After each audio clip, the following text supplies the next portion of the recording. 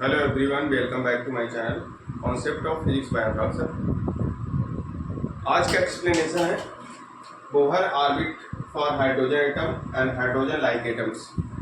Bohr atom जो apply होता है वो किसके लिए? सिंगल इलेक्ट्रॉन एटम के लिए।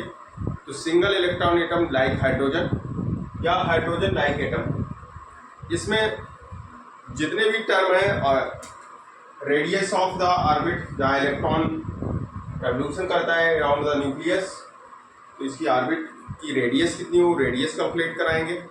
ठीक है, डिफरेंट टर्म का इसमें कैलकुलेशन करना है। तो सबसे पहले radius of the orbit. Orbit की रेडियस बोहर एटॉमिक मॉडल के अकॉर्डिंग कैसे कैलकुलेट करेंगे? क्योंकि बोहर एटॉमिक मॉडल में कॉन्सेप्ट था कि जो पाथ होता है, जो ऑर्बिट होती है वो वृत्तीय होती है, सर्कुलर होती है, तो सर्कुलर शेप होती है। इसलिए कोई भी इलेक्ट्रॉन न्यूक्लियस के अराउंड क्या कर रहा है? रेवोल्यूशन कर रहा है, घूम रहा है न्यूक्लियस में। तो न्यूक्लियस के चारों ओर जो वृत्तीय कक्षा है उसमें इलेक्ट्रॉन क्या करता है? घूमता है। तो न्यूक्लियस पे चार्ज कितना है? जेडी, और इलेक्ट्रॉन पे चार्ज कितना है? E. According to Coulomb's law, अगर हम कूलॉम्स लॉ अप्लाई करें, इलेक्ट्रोस्टैटिक में आपने कूलॉम्स लॉ पढ़ा था। According to Coulomb's law, Coulomb's law के अकॉर्डिंग क्या होता है? जो F होता है, force F 1/4 pi epsilon naught Q1 into Q2 upon R square। R is the distance between two charge। कोई भी दो चार्ज हैं, एक, और ये चार्ज की पोजीशन स्टैटिक होनी चाहिए, स्टैटिक पोजीशन की। Q1 into Q2 चार्ज है, इनके बीच की डिस्टेंस R है। तो यहाँ पे आपने कूलॉम्स लॉ अप्लाई कर दिया। I equal to 1/4 pi epsilon naught Q1 Q2 upon R square. तो ये इलेक्ट्रोस्टैटिक फोर्स जो होता है, बायोलॉजी में आपने पढ़ा होगा इलेक्ट्रोस्टैटिक्स में कूलॉम्स लॉ। कूलॉम्स लॉ से आपने फोर्स कंप्लीट किया। तो ये फोर्स क्या होता है कि दो चार्ज के बीच में, कोई भी दो चार्ज पार्टिकल है, उनके बीच फोर्स अप्लाई होता है। तो उस फोर्स की वैल्यू कितनी है, कोई मैग्नीट्यूड फॉर्म दिया गया है। अब ये फोर्स क्या करता है? इस न्यूक्लियस से, ये न्यूक्लियस पे चार्ज कितना है? जेडी, यहाँ पे चार्ज कितना है इलेक्ट्रॉन के? ई। तो अगर यहाँ पे इलेक्ट्रोस्टैटिक फोर्स की कंडीशन के बीच की डिस्टेंस कितनी? आर। तो यहाँ फोर्स कितना हो जाएगा in nucleus? F equal to 1/4 pi epsilon naught Q1 z e है, Q2 है electron on the electronic charge e upon r square. इसको लिख सकते हैं 1/4 pi epsilon naught z e square, e into e, z e square upon r square. इसमें बहुत ही important concept of electrostatic force आपने कैलकुलेट किया। ये न्यूक्लियस है, न्यूक्लियस चार्ज जेडी और इलेक्ट्रॉन चार्ज ई। तो इन दोनों के अट्रैक्शन में हमने क्या लगाया? Coulomb force F equal to 1/4 pi epsilon naught Q1 Q2 upon R square. तो आपने ये फोर्स अप्लाई किया यहाँ पे Q1 जेडी, Q1 की वैल्यू कितनी है? जेडी, और Q2 है इलेक्ट्रॉनिक चार्ज ई। तो यहाँ पे मैग्नीट्यूड ऑफ चार्ज होते हैं, तो यहाँ मैग्नीट्यूड वैसे माइनस ई चार्ज है इलेक्ट्रॉन का, लेकिन यहाँ पे प्लस ही रखेंगे, मैग्नीट्यूड प्लस में। अब यहाँ पे ये सेंट्रीपेटल फोर्स प्रोवाइड करेगा जो इलेक्ट्रोस्टैटिक फोर्स है। जब इलेक्ट्रॉन इस वृत्तीय कक्षा में घूमेगा, इस सर्कुलर मोशन करेगा, तो इस सर्किल में जब घूमने के टाइम पे इसमें जो सेंटर की तरफ फोर्स अप्लाई होता है वो उसी को बोलते हैं सेंट्रीपेटल फोर्स। और ये सेंट्रीपेटल फोर्स किससे प्रोवाइड किया जाएगा? इस F के द्वारा। ये इलेक्ट्रोस्टैटिक फोर्स जो है F E electrostatic force, it is provide centripetal force. इसके द्वारा क्या मिलेगा? इस इलेक्ट्रॉन पे सेंट्रीपेटल फोर्स लगेगा। सेंट्रीपेटल फोर्स मींस अपकेंद्र, इसको सेंट्रीपेटल फोर्स कहते हैं, सेंट्रीपेटल फोर्स। इस सेंट्रीपेटल फोर्स, सेंट्रीपेटल फोर्स, तो यहां पे वैल्यू हो जाएगी 1/4 pi epsilon naught z e square upon r square centripetal force की वैल्यू होती है mv square upon r, mv square upon r. Equation number first. इसके बाद आपने बोहर सेकंड पोस्टुलेट देखा होगा। According to Bohr second postulate, जो second postulate था बोहर का, उस सेकंड पोस्टुलेट के अकॉर्डिंग ये था कि जो एंगुलर मोमेंटम है, एंगुलर मोमेंटम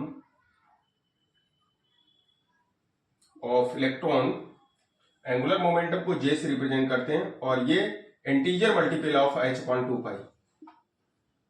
ये बोहर पोस्टुलेट के अकॉर्डिंग है, यहां लिख देना है according to Bohr postulate J equal to NH upon 2 pi. J की जो वैल्यू होती है angular momentum J equal to होता है mvr equal NH upon 2 pi, mvr equal to NH upon 2 pi. तो यहां से आप V की वैल्यू कैलकुलेट कर सकते हैं, V equal to NH upon 2 pi mr। इसको इक्वेशन नंबर 2 दीजिए। आप क्या करेंगे, V की वैल्यू, जो क्वेश्चन नंबर 2 से V की वैल्यू आई है NH अपॉन 2 पाई mr, ये वैल्यू इक्वेशन नंबर फर्स्ट में पुट करेंगे। मतलब यहां से सेकंड से V की वैल्यू इसमें पुट करेंगे आगे। तो यहां तक आप स्क्रीनशॉट ले लें। अब यहां पे B की वैल्यू अभी आपने सेकंड इक्वेशन से कैलकुलेट की, और B की वैल्यू है कितनी, NH अपॉन 2 पाई mr। अब एक काम यहां करेंगे कि जो इक्वेशन नंबर फर्स्ट है उसमें R की वैल्यू इस R से कैंसिल हो जाएगा, तो यहां पे आ जाएगी value 1 upon 4 pi epsilon naught JD square upon R equal mv square. V की जगह वैल्यू आप यूज करेंगे कौन सी, यहां पे ये वैल्यू जो दी गई है NH अपॉन 2 पाई mr, इस V की जगह रखेंगे। R से R एक कैंसिल कर दिया है, तो यहां पे V की वैल्यू इस जगह पे यूज करेंगे। तो V की वैल्यू कितनी हो जाएगी, ये वैल्यू यहां पे यूज कर देंगे NH अपॉन 2 पाई mr का होल स्क्वायर, ठीक है, 2 पाई mr का होल स्क्वायर। अब देख लीजिए यहाँ पे स्क्वायर चेंज करेंगे तो यहाँ पे हो जाएगा 1 upon 4 pi epsilon naught JD square upon R equal mn square h square upon 4 pi square m square r square. ये वैल्यू आपके सामने आ गई। अब देखो, एक R से एक R पहले कैंसिल आप कर चुके हैं, लेकिन जब यहां B की वैल्यू आपने यूज की तो वहां पे R स्क्वायर आपको मिल गया। अब इस R स्क्वायर को आप क्या करेंगे, ये R से ये R कैंसिल हो जाए। अब n टर्म की वैल्यू आपने यूज की है nth टर्म, तो यहां पे हो जाएगा Rn। जो nth टर्म आपने यूज किया ना, n ऑर्बिटल के लिए वैल्यू आप निकाल रहे हैं, n नंबर ऑफ ऑर्बिटल्स होती हैं, तो रेडियस nth ऑर्बिट की क्या हो जाएगी Rn, ये भी Rn हो जाए तो एक R से ये कैंसिल हो जाएगा। तो यहां पे आ जाएगी value 1 upon 4 pi epsilon naught JD square, इसको लिख सकते हैं JD square upon 4 pi epsilon naught. तो ये वैल्यू मिलेगी equal to n square h square m से एक m कैंसिल हो जाएगा, ये m से ये m कैंसिल, तो यहां पे आ जाएगा 4 pi square m r, 4 pi square m r, ये वैल्यू मिलेगी आपको। अब आप क्या करेंगे, एक m से एक m कैंसिल हो गया, Rn से Rn कैंसिल हो गया। जो nth ऑर्बिट है, Rn क्या है, radius of nth orbit, nth orbit के लिए nth ऑर्बिट की ये क्या है, रेडियस है Rn। अब यहां से Rn क्रॉस मल्टीपल करेंगे, तो क्रॉस मल्टीपल करने के बाद Rn आपको कैलकुलेट करना है। क्रॉस मल्टीपल कर लेंगे तो क्या आ जाएगा, JD square into 4 pi square m Rn equal n square h square 4 pi epsilon not. ये वैल्यू आएगी, इसका इससे मल्टीपल करेंगे और इसका इससे करेंगे। अब आप क्या करेंगे, आर एन की वैल्यू यहां से निकालेंगे, r n equal to n square h square 4 pi epsilon naught upon, ये वैल्यू आ जाएगी 4 pi square m z e square, 4 pi square m z e square. अब यहां से कैंसिल होने वाले टर्म को कैंसिल कर लेंगे, 4 से 4 कैंसिल, पाई से पाई कैंसिल हो जाएगा, ठीक है, एक पाई यहां पे रहेगा, तो यहां पे वैल्यू मिल जाएगी n square h square epsilon naught upon pi m z e square, pi m z e square. ये आ जाएगा radius of nth orbit, r n equal to n square h square epsilon naught upon pi m z e square. For hydrogen atom z equal to 1 रखते हैं। ये value आपके सामने है, मतलब nth ऑर्बिट की रेडियस आपने कैलकुलेट कर लिया। अब इसका स्क्रीनशॉट आप ले सकते हैं। ये प्लैंक कांस्टेंट है, एच को हम बोलते हैं प्लैंक कांस्टेंट। अभी आपने रेडियस nth ऑर्बिट की रेडियस कैलकुलेट की, radius of nth orbit in Bohr atomic model. तो फॉर हाइड्रोजन लाइक एटम के लिए हम कैलकुलेशन कर रहे हैं, जिसकी आपने क्या कैलकुलेट की, रेडियस कैलकुलेट की। अब इस रेडियस में जो वैल्यू आपको पता है वो वैल्यू यहां यूज करेंगे। प्लैंक कांस्टेंट की वैल्यू क्या होती है, ये प्लैंक कांस्टेंट है, प्लैंक कांस्टेंट की वैल्यू जो होती है 6.63 इंटू 10⁻34 जूल पर हर्ट्ज निकालते हैं। इसके बाद में epsilon naught permittivity in free space, इसकी वैल्यू होती है 8.85 into 10⁻12 coulomb square newton metre square. M है mass of electron 9.1 into 10⁻31 kg। Pi की वैल्यू आपको पता है 22/7 लिख दें या फिर 3.14। ये सभी वैल्यू जब आप यूज करेंगे तो यहां पे आर एन की वैल्यू क्या आएगी।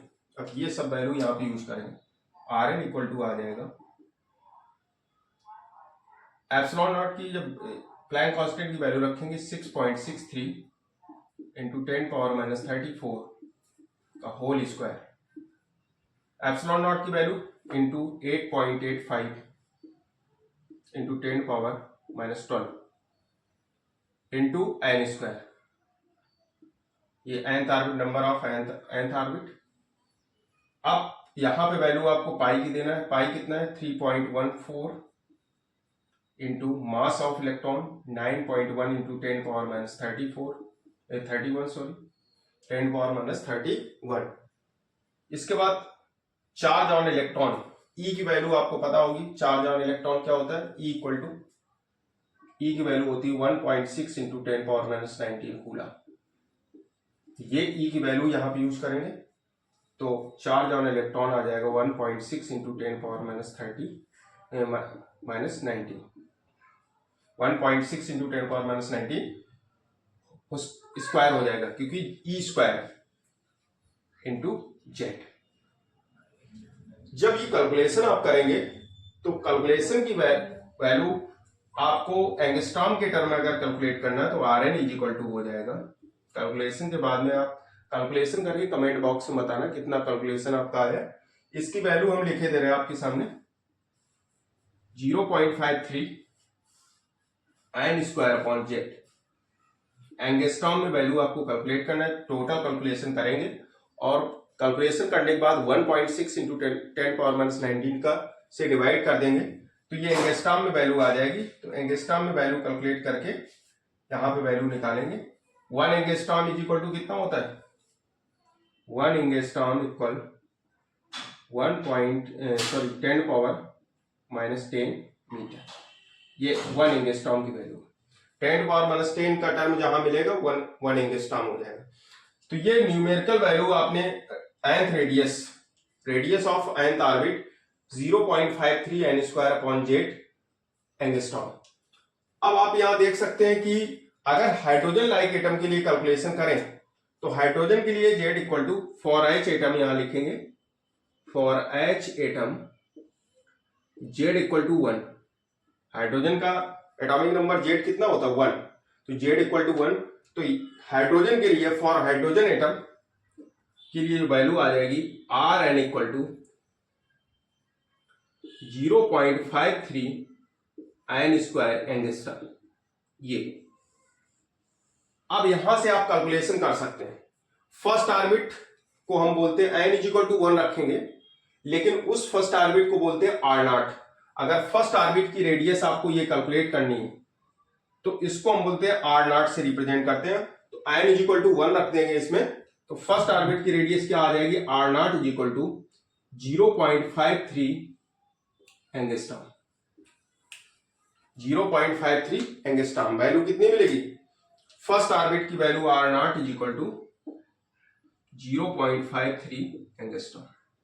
ये वैल्यू आपके सामने आएगी। ठीक है, तो आप इसका स्क्रीनशॉट ले सकते हैं।